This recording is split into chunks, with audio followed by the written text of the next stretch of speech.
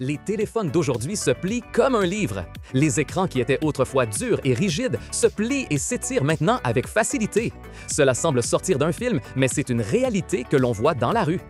Beaucoup se demandent comment il est possible de plier un écran et qu'il continue de fonctionner. Ne se brise-t-il pas? La réponse est un grand bond dans la science des matériaux qui a transformé ce qu'un écran peut être. Aujourd'hui, nous allons explorer le comment derrière cette technologie étonnante. Pour comprendre comment fonctionnent ces écrans, nous devons d'abord voir comment les écrans étaient fabriqués avant. Pensez aux vieux écrans plats, ceux d'autrefois. Ils étaient comme une fenêtre éclairée par derrière. Ils avaient une source de lumière qui éclairait toute la partie arrière, comme une grande lanterne. Devant cette lumière, il y avait de nombreux filtres minuscules. Ces filtres s'ouvraient ou se fermaient pour laisser passer la couleur et créer l'image que nous voyons.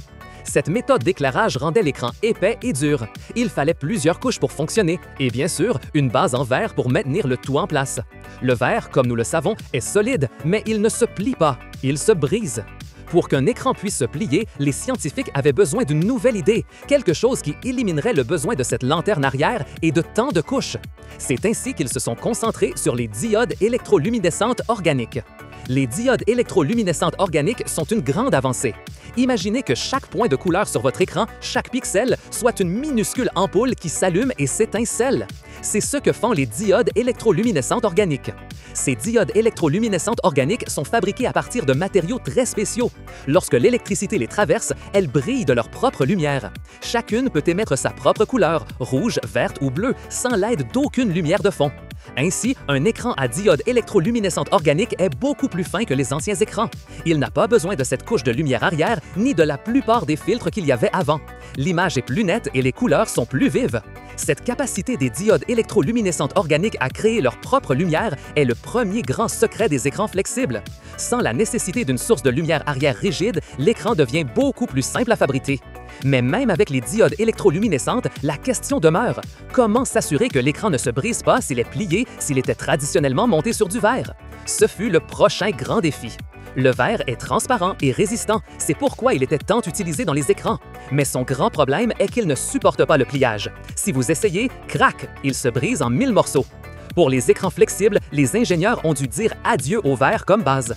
Ils avaient besoin d'un nouveau matériau, quelque chose qui serait aussi transparent que le verre, mais qui pourrait se plier et se déplier de nombreuses fois sans subir de dommages.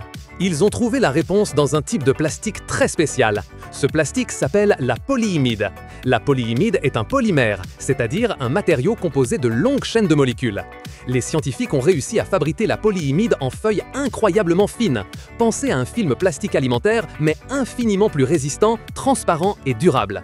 Sur ces feuilles souples de polyimide, les équipes de fabrication placent les diodes électroluminescentes organiques et tous les petits circuits qui contrôlent l'écran.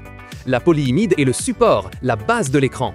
Elle est aussi claire que le meilleur verre, permettant à la lumière des diodes électroluminescentes organiques de passer sans aucun problème. Et le plus important, c'est qu'elle est flexible. Elle peut être pliée, enroulée et étirée sans se casser, donnant à l'écran la capacité de bouger. Ce fut le deuxième pilier pour réussir les écrans pliables. Nous avons maintenant une source de lumière propre et un matériau de base qui se plie. Mais plier quelque chose une ou deux fois est facile. Comment font-ils pour qu'un téléphone ou une tablette se plie des centaines de milliers de fois sans s'user? Si vous pliez un papier plusieurs fois au même endroit, une marque se crée, ou pire, il se déchire. Les écrans flexibles ont rencontré le même problème. Ils devaient durer longtemps. Les ingénieurs ont dû concevoir l'écran non pas comme une seule couche, mais comme un ensemble de nombreuses couches, chacune super fine, comme les feuilles d'un oignon. Ces couches internes sont faites de matériaux qui peuvent s'étirer et se rétracter un peu lorsque l'écran se plie. Elles sont comme de petits muscles qui s'adaptent au mouvement sans se casser.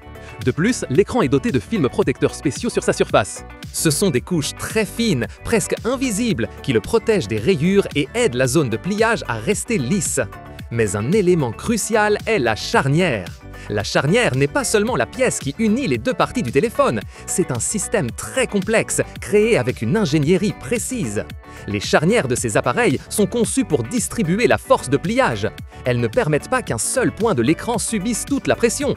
Au lieu de cela, elles créent une courbe douce. Pensez à un livre très bien relié. La charnière fait que l'écran se courbe de manière progressive, évitant un pliage brusque qui pourrait endommager les diodes électroluminescentes organiques ou la polyimide. Certains designs de charnières utilisent de petits engrenages qui se déplacent avec une grande précision, guidant l'écran pour qu'il se plie parfaitement à chaque fois sans laisser de marque. Grâce à l'union des diodes électroluminescence organiques qui brillent d'elles-mêmes, le polyimide flexible et de ces systèmes de charnières si intelligents, les écrans peuvent supporter 200 000, voire plus de 300 000 cycles de pliage. Cela signifie que vous pouvez plier votre appareil de nombreuses fois par jour, pendant des années. L'union des diodes électroluminescence organiques qui brillent d'elles-mêmes, le polyimide qui se plie sans se casser et les charnières intelligentes qui protègent le tout a déclenché une nouvelle ère dans la technologie. Nous voyons déjà des téléphones qui se plient pour mieux tenir dans votre poche et des tablettes qui s'enroulent pour être faciles à transporter. Ce n'est que le début de ce que cette technologie peut faire. Des écrans enroulables qui se déploient comme un parchemin, des téléviseurs qui apparaissent de nulle part sont en cours de création. Les voitures auront des tableaux de bord incurvés qui s'adapteront aux conducteurs. Imaginez des vêtements qui changent de couleur ou affichent des informations, ou des écrans dans les fenêtres qui deviennent des télévisions d'un simple toucher, même des capteurs médicaux qui s'ajustent parfaitement au corps.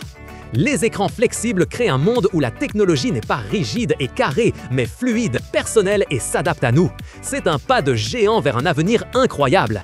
Et toi, explorateur, que penses-tu de cette grande avancée? Partage ton opinion dans les commentaires. Si tu as aimé ce voyage à travers la science des écrans flexibles, donne-nous un j'aime, abonne-toi à la chaîne Explorando pour plus de découvertes fascinantes et partage cette vidéo avec tes amis.